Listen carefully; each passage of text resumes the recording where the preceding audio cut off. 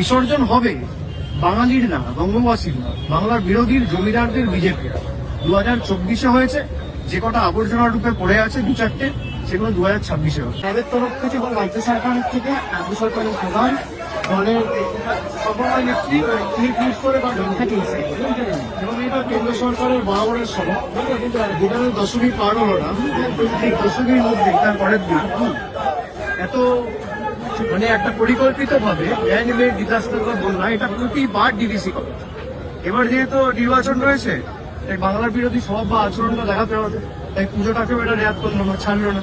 মানুষ শান্তিতে পুজো কাটিয়ে দশমীর পরের দিন এত মানুষের জীবন কার্যত বিপদের দিকে ঠেলে দেওয়া, এটা বিজেপির বরাবরের স্বভাব। স্টেট গভর্নমেন্টকে ইন্টিমেট না করে ম্যান-মেড ডিজাস্টার, এবার বলবে সেখানে আমাদের স্টেট গভর্নমেন্টের প্রতিনিধি রয়েছে, কিন্তু আপনারা তো স্টেট গভর্নমেন্টের সাথে কোন রকম ইন্টিমেশন, কোনো কোঅর্ডিনেশন করেন, কোনো আলোচনা করেন। আর বাংলার প্রতি বঞ্চনা কেন? বাংলাকে ভাষাতে চেয়েছে। বাংলা যেহেতু এদের ভোট দেয়নি, বাংলাকে ভাষাতে চেয়েছে। বিসর্জন হবে বাঙালির না, বঙ্গবাসীর না, বাংলার বিরোধীর জমিদারদের বিজেপির।